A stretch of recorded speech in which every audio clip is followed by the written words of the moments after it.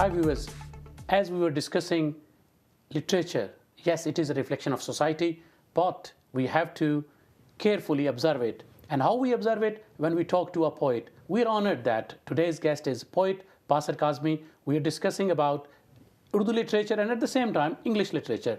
Basir, welcome in our show. Thank you very much.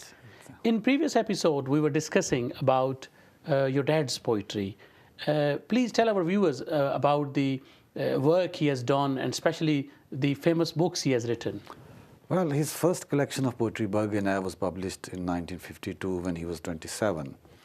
And the rest of his books, all the books were published posthumously after he died. Although he was preparing the manuscript for his second collection, Diwan, but he had to be hospitalized and he completed the manuscript there. And then it was published later on. I've seen CVs and the profile of your dad. If I will see, to be honest, I see a reflection when we talk about the achievement, writings.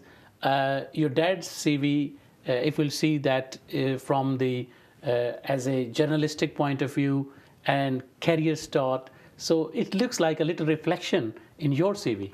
Well, of course, we are influenced by our elders, parents, teachers, and yes, I mean, he started as a full-time poet, but then, of course, it was not enough to earn a livelihood, so he had to do certain jobs as editor of magazines, and he wrote for and then eventually he got a contract with Radio Pakistan, Lahore, as a staff artist in 1964 and for the rest of his life.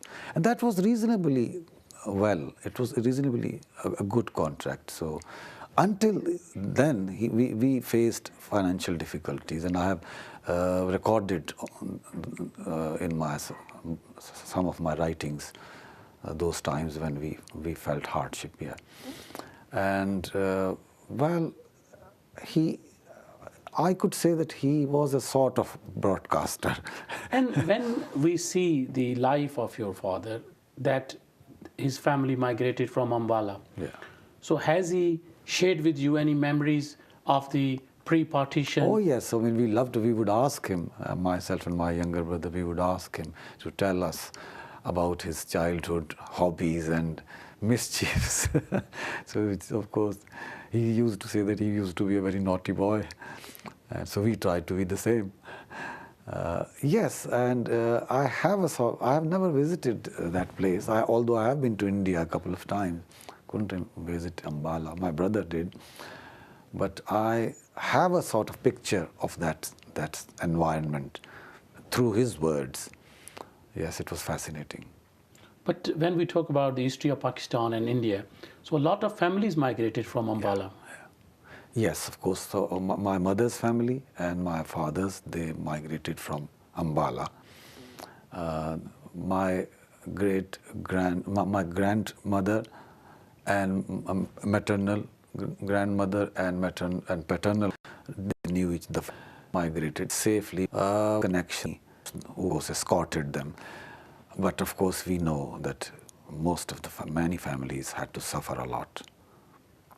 We have to admit that your dad, Nasir Kazmi, in a very short life, I think as a poet, when we'll see a journey of his life, his writings, his inspirational work is I think, is tremendous. It's unbelievable. Amazing, yes. And you know, when I was a student, so like many poets and many students of literature, the romantic poets, English romantic poets, were my favorite poets, and they still are. Keats, John Keats, he died at the age of 26.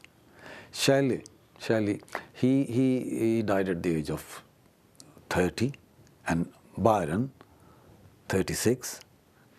Amazing, and they did so much and so well during such a short span of time. And Wordsworth, although he lived for 80 years, most of his work was done when he was completed when he was 37. And Coleridge. So Now that was also, it happened, it depends, you know. Some people, some creative people are very creative in the beginning in of their lives. And then, of course, they slow down, as my father did. For quite a few years, he didn't write much. And for Thomas Hardy, he started as a poet, then wrote novels which became popular, so he's more popular and known as a novelist. But then he started writing poetry again in his 50s. And he's one of those few writers who are regarded as A-grade poets and A-grade fiction writer as well. Amazing people. Basir, please tell us about your dad's view about the Jinnah and Gandhi, because they were the leaders of that time. Because I want to reflect in this interview that what was his thoughts about all this. He was a great admirer of Jinnah, like, of course, every Pakistani. He was very, very passionate supporter and fan of Jinnah, of his contribution. And of course, he always said that we were very obliged to him for what he did for us to get independence. Gandhi, I don't remember, because when he died, I was only 18 and a half. So the struggle of Pakistan and the movement of Pakistan, whenever we talked, it was more focused, our talk was more focused about the society they lived in, and they had to leave, and the migration and settlement here, which I observed as well as a child with him. So, but I think he was a great admirer of all the leaders who contributed to. So has he shared any memories? Has ever he met any leaders of that time? Well, in his last interview, he said that he was one of those thousands of people who had the privilege of shaking hands with Jinnah. So he said it very proudly. So that was the only memory that I think he shared with us. And do you have any plan to translate your dad's work in English or in any other language? I have done that because, as I mentioned, Devjani and myself, we jointly translated 25 of his ghazals, and initially at that time 25 of mine, and they were published as Generations of Ghazals by Redbeck Bradford, and it was reproduced in Pakistan with Urdu text as well. So, and quite a few of his ghazals were published in literary magazines in Britain. So Devjani, of course, I had to do a lot with that because she had connections. She was an established, recognized poet here. So, as a teacher, how you see that the literature can bring the world together? Well, as I mentioned earlier, we also tried to make a humble contribution ourselves by forming a small group. So, of course, individual efforts are very, very insignificant and small, but of course, when so many individuals, they come together, the impact increases. And, well, literature is one of those factors that bind people together. In Pakistan, India, and other countries, the people read English literature, other books written in other languages translated into English. And conferences, Urdu conferences are playing very conferences, and of course they keep in touch. They try to find out, try to know who's the latest upcoming writer in English or in other languages. So, and music for more, in fact, and other forms of art, painting, music. So these, I mean, art and literature, they are binding factors. And politics, unfortunately, has been a dividing factor more. Although politics has brought nations together and people, and still, of course, it is the politicians, in fact, who decide. So, what do you think about Sufi poetry and Sufi music and how it can contribute in today's difficult world? Soothing, yes, it's soothing. It gives us peace of mind, serenity, and and makes us forget the daily worries. Worldly pursuits. Yeah, that's right. So, English literature, Urdu literature.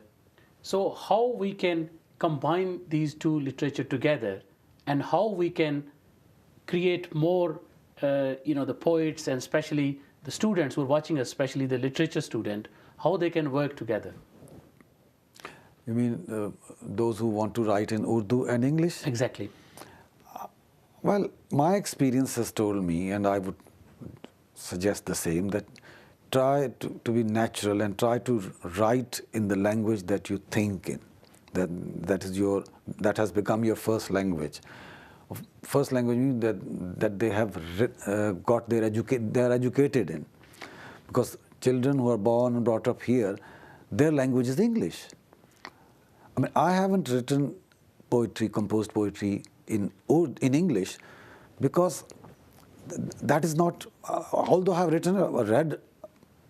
English literature and English language. I have yes. taught for years. I have learned.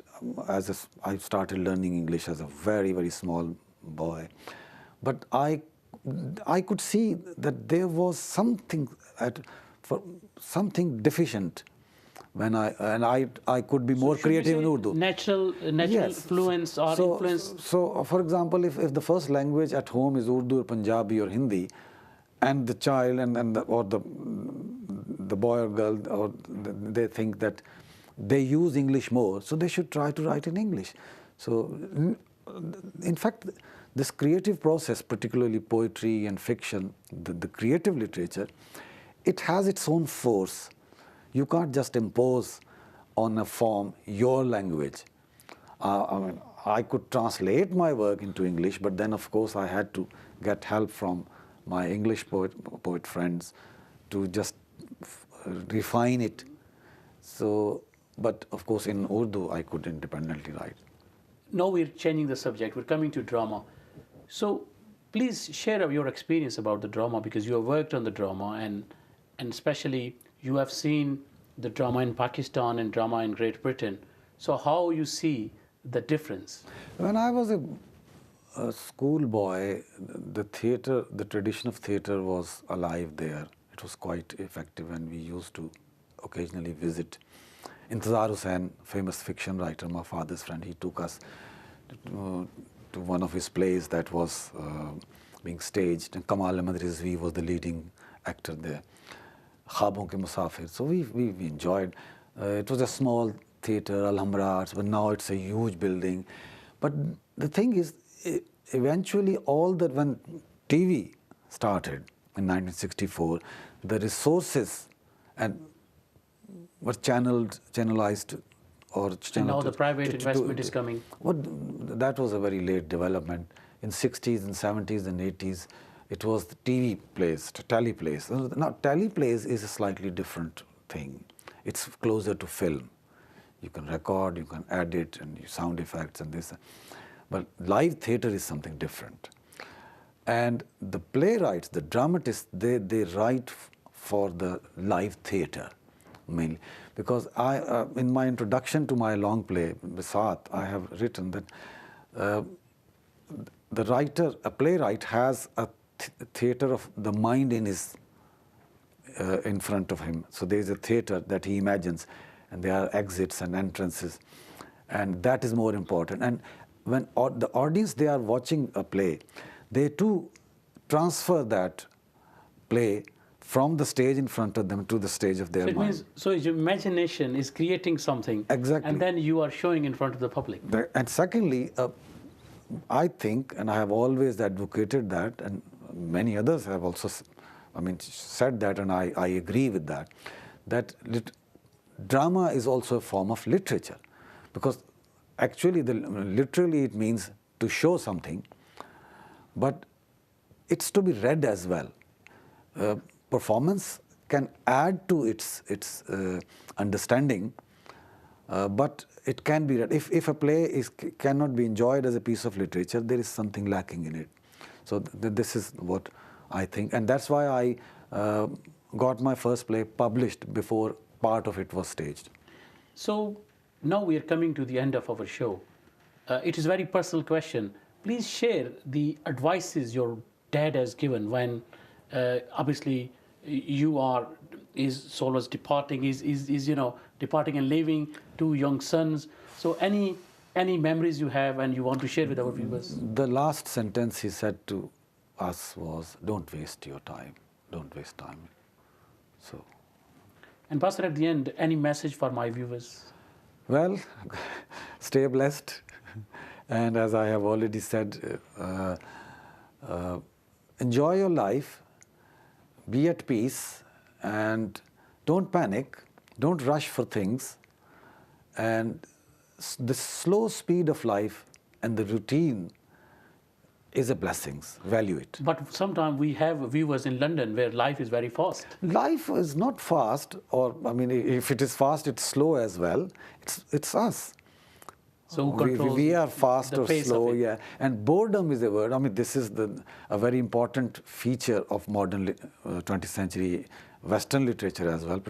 But boredom, well, if you start valuing the routine of life, these minor things, happenings in day-to-day life, and you think about these, how things are happening, you will start enjoying them, and you will never be bored.